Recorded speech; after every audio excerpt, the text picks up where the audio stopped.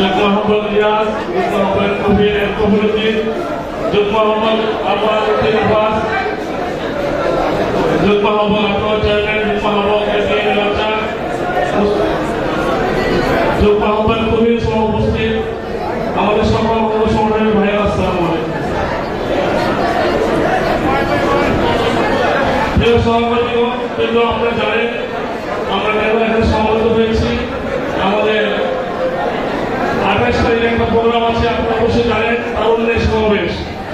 সেখানে যুবদল, স্বেচ্ছাসেবক দল এবং শ্রমিক দলের তিন সংগঠনের যে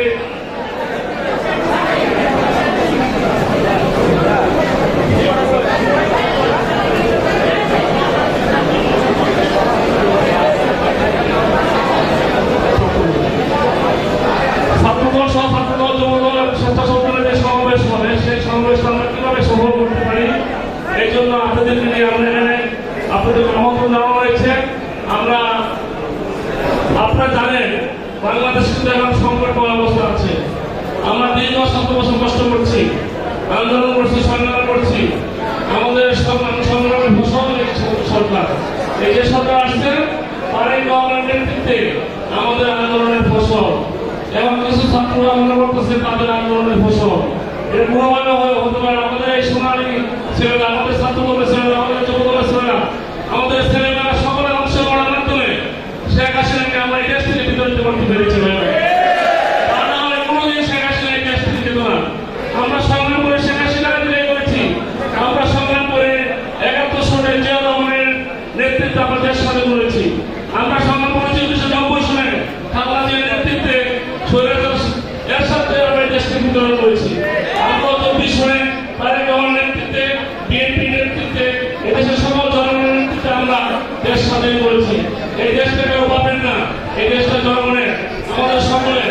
এই দেশটি অনেক ষড়যন্ত্র হচ্ছে, আমাদের এই রুখে দিতে হবে। আপনারা ঐক্যবদ্ধ থাকেন। আপনার কাছে আমাদের দুর্বলতা, আমাদের অনেক নেতা কর্মী ভুল কাজ করতেছে, আমরা দেখতে পাচ্ছি। আমাদের একটা দুটা নেতা কর্মীর জন্য আমাদের পুরো দলটা যেন ক্ষতিগ্রস্ত না হয়, আপনাদের খেয়াল রাখা উচিত আমি মনে করি। আমরা অনেক কষ্ট করছি, আর কষ্ট করতে চাই না। পাশাপাশি এটাও বলতে চাই, আমরা যারা মঞ্চে আছি, আপনার যারা নেতা, আমরা আমাদের নেতা কর্মীদের ভাইয়ের মতো তাদেরকে সম্মান শ্রদ্ধা করতে হবে, তাদেরকে আগলে রাখতে হবে। শুধু আমি নেতা হয়ে গেছি, আপনি সব না, কিন্তু আপনাদের সবাইকে নিয়ে আমরা আন্দোলন করছেন। এই আন্দোলনের সবাই পার্টিসিপেশন ছিল। আমরা সবাই মিলে আন্দোলন করার ফলে শেখ হাসিনা এই দেশ থেকে বিতরণ করতে পেরেছি। আমি শুধু বলতে চাই, এই যে দুটা প্রোগ্রাম হলো 22 তারিখ এবং 23 তারিখ, আপনারা স্বতঃস্ফূর্ত হবে।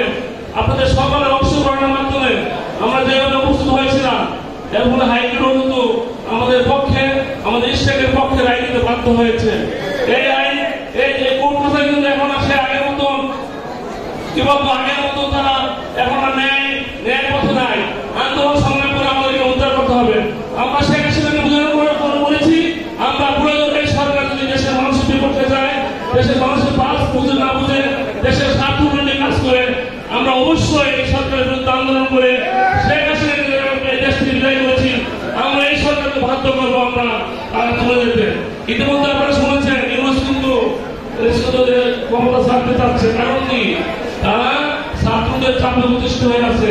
ছাত্র অন্যায় করতে চাচ্ছে তাকে দিয়ে, সে কিন্তু করতে চাচ্ছে না। আমরা চাই ইউনুস সব থাকুক, সে থেকে একটা সুন্দর নির্বাচন দিয়ে, গ্রহণযোগ্য নির্বাচন দিয়ে চলবে, আমাদের আপত্তি নাই। আমরা বিশ্বাস করি ইউনুস যদি এই কাজগুলি করে, আমাদের বিএনপি ইউনুস সাহেবকে সমর্থন করবে। আর সে যদি ভুল করে, আমরা আমাদের কাজ করবো। ইউনুস সাহেবকে তাড়ানো আমাদের জন্য কোনো ব্যাপারই নেই, ইনশাআল্লাহ। আপনারা শুধু দোয়া করবেন, আমার নেতার জন্য দোয়া করবেন। এটা সকল মামলা ইনশাআল্লাহ খালাস হয়ে গেছে। অচিরে দেশে এসে আমাদের পার্টি হারা করবে। নেতা যেদিন এয়ারপোর্টে আসবে, নেত্রী আসতে দেখেন লক্ষ লক্ষ দল নেমেছে, নেতা আসলে কোটি কোটি লোক হবে ইনশাআল্লাহ, বিশ্বাস করি। ছাত্রদের বলতে চাই, তোমরা এখনো আছে, সুযোগ আছে, তোমরা কাজ করো, তোমাদেরকে আমরা সমর্থন করবো। তোমরা ন্যায়ের মধ্যে থাকলে আমরা তোমাদের পাশে আছি।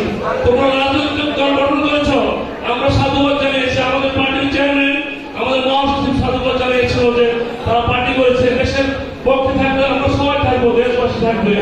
আর তোমরা যদি দেশের বিরুদ্ধে যাও, তোমরা যদি চাঁদাবাজি